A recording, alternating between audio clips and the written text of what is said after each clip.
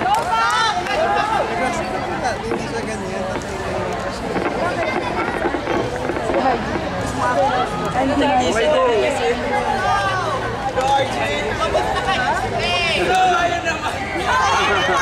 Go, Ben! Lopez!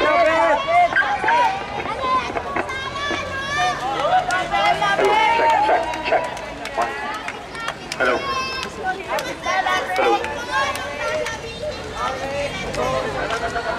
Hello.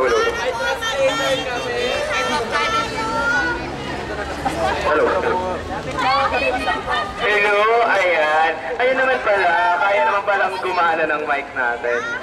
So, okay naman kayo guys. Okay ba naman so far? Oh, di ba? Strike 3 na. Third strike na natin to. Oh my God. Parang lahat ng strike na puntahan ko. Oh. Ikaw din. Oh, go. Alam niyo na to, let's do the drill. Ayan, taon-taon namin itong ginagawa, ha? 5, 6, 7, budget fighters! Oh yeah, give it up, budget fighters! Oh yeah, let's fight it! The F is for fight, and the I is for mata, the G is for gahaman na kumuha ng pera, the H is for roll, and the T is for tutulan, the E is for edukasyon, ay karapatang edukasyon, ipaglaban, the I is for rights, and the S is for strike! Strike!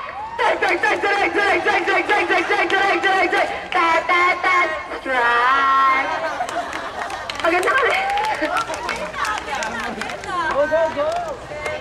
5, 6, 7, 8 Inihandog na ba yung pinapatay ito? Paniasan pala na lang pinamagatang! Hey! Estudyante! Join na! Go na strike! Hey! Estudyante! Join! You be gonna strike! Tawa-andayin niyong pakikibaka! Ikatlong strike na nga nasang kayubihan! Pero bago ang bakbakan, pa-strike sa'yo atin munang balikan! Okay, class, this is Chemistry 101. We'll learn the basics of chemistry. So now, class, dahil bongga tayo, get your equipment. Ang game equipment, ay, teka lang! Ma'am, isa lang po yung test tube! Ano ka ba, Iska? Di ba ang sabi ko, equipment, hindi mga equipment? Ikaw talaga, Iska. Strike! One! Strike! Non-strike, one strike! Non-strike, one strike! Non-strike, one strike! Di napigilan! At sa susunod na taon, tuloy pa rin tayo sa pagharap sa hamon! Okay, class, this is Chemistry 102, where we'll learn the basics of chemistry. At dahil bongga na naman tayo, we'll do an experiment. So get your equipment. Ay, naku, ma'am! Alam ko na yan! Sasabihin mo, sinabi mo lang equipment at hindi mga equipment! Alam ko na yan! Ay, Iska, ano ka ba? That's where you are wrong. Iska, dahil ngayon wala na tayong equipment. Gagamitin mo ang iyong kamay to pour the solution. Sisig na po yung kamay ko, ma'am! Strike two! Strike two, come on! Strike two, come on! At ngayong ikatlong taon na ng ating pakikipaglaban! Okay, class, this is Chemistry 103. We'll learn the basics of chemistry. At dahil bongga na naman tayo, we'll do an experiment. So, class, get your equipment. Mapota, alam ko na kaya yan! Wala nang mga equipment, kaya kamay ko na lang papagamit mo. Pero pera, wala na tinakong kamay. Ano ka ba? Ikaw talaga, Iska, hindi ka creative. Ay naku, alam ko na din yan. Sabihin mo, gamitin ko yung imagination ko. Tapos pag di ko nagawa, sabihin mo, tanga ako, wala akong isip, parang taga-Arneo. Iska, ang witty mo. Pero sa'yo, gamay na gamay mo na to, ha? Pero mas realistic tayo ngayon. Wala ka ng kamay, wala na tayong equipment.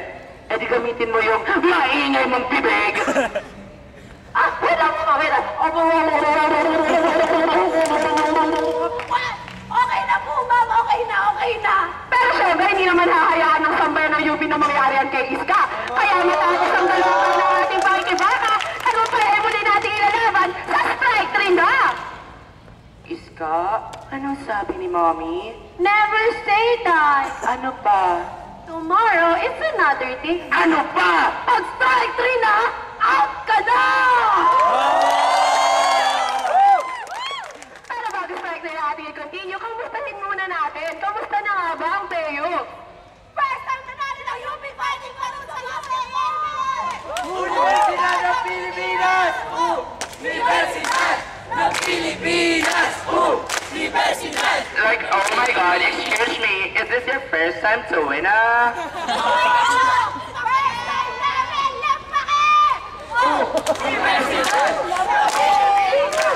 Pero pagdating sa cheer dance, alam nyo na yan. UP Rep loves UP Pep, but the cut in budget, Pakshet! Anyway, balik na tayo sa kalagayan ng pamantasan. Ibida muli natin ang ating scholar ng bayan. Hi guys! My name is Iska. Ako na ulit yung bida nyo dahil hindi na naka-enroll si Iskay. Di na daw na-approve yung STPAG appeal niya. Third year student na ako ng NCPAG, kung saan lahat ng bata ay masipag. Simulan natin sa enrollment nitong si Iska at kung paanong bracket A ay lalagpasan niya. Okay, automatic bracket A lahat ng UP student at para mababa ito, kailangan mong mangako na lahat ng sasabihin mo ay pawang katotohanan lamang at walang halong chismis at mali siya. Ang bracket certification mo! Ayan, ang idea ng magulang, vicinity map. Oh, shit! Wala akong vicinity map. Sinong tatawagin natin kung hindi natin alam kung saan tayo pupunta? Sabihin ka, vicinity map! Vicinity map! Vicinity map! Vicinity map! Vicinity map! Vicinity map! Vicinity map! Vicinity map! Vicinity map! Okay, para malaman natin kung saan nakatira si Iska. Una, sakay kayo ng LRT! Tapos, ligo kayo sa dagat ng basura! At after that, nasa bahay na kayo ni Iska! O, una muna, LRT! Uy, ate? Ate? Ate, wag! Ate, kasi sana LRT si ate! Natapos na natin na... insensitive joke? Tapos, natapos na natin ang LRT. Tapos na, maliligo na tayo sa dagat ng basura! Excuse me, Iska. Hindi mo na kailangang maligo sa dagat ng basura dahil hanap na ang buhay.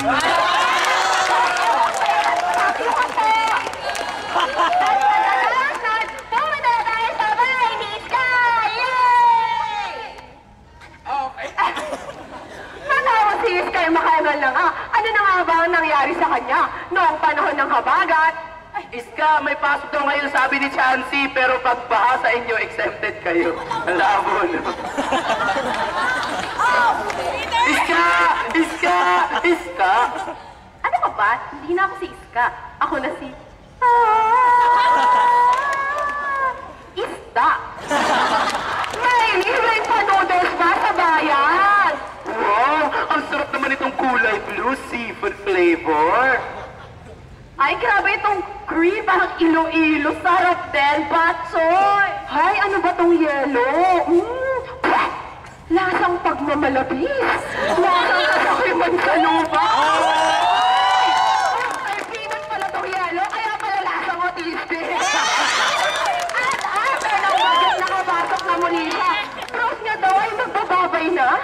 Class, ito na ang last time ko dito sa UP. Kasi 65 years old na ako at pinagre-retire na ako ng UP admin. Hi! Bakit niyo naman pinagre-retire si Sir? Teka lang. Bakit niyo naman pinagre-retire si Sir? Ang galing-galing kaya niya, ang talino pa at ang confident pa niya. Besides, meron siyang PhD at saka nakaugat na rin siya dito sa universidad, no? Excuse me, Iska. Bubungkalin lang namin yung ugat ni Sir, no?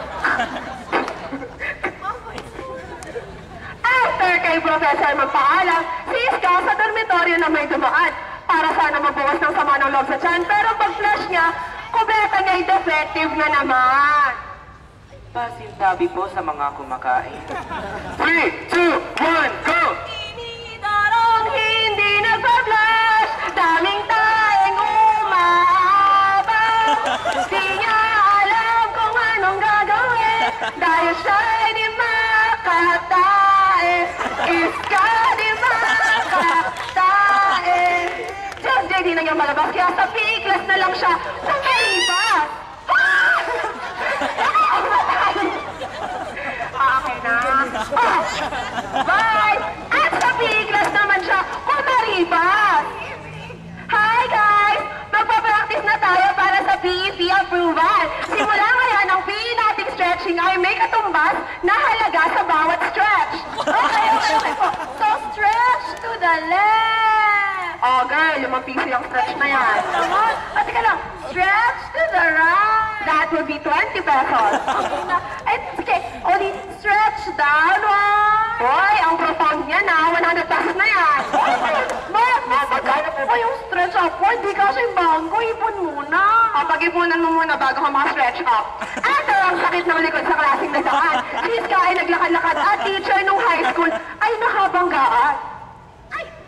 Oy, hello ma'am! Parang blooming kayo. Parang ang kapal ng makeup nyo. Kamusta na po sa IS? Ay, Iska, ano ka ba? Hindi na ako ngayon nagtuturo. Ay, actually, nagtuturo pa ako, pero sales lady na rin ako sa UP Ariala. Hindi kami mall complex. O, hindi kami mall, ha?